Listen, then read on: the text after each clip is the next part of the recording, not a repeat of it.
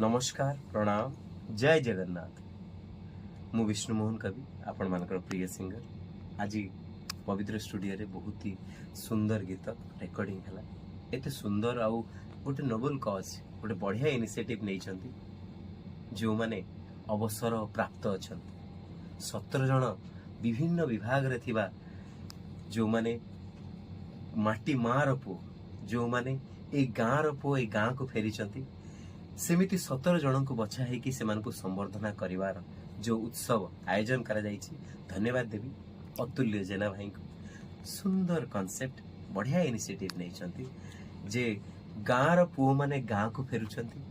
बाघमुंडा गाँ छोटिया गाँटे हेले तार प्रतिभा अनेक से 17 जन प्रतिभा को सम्मानित करने उद्देश्य रे ए सुंदर प्रोग्राम आपण मानक पई सुंदर गीतटी मु गाइछि गाँ पई।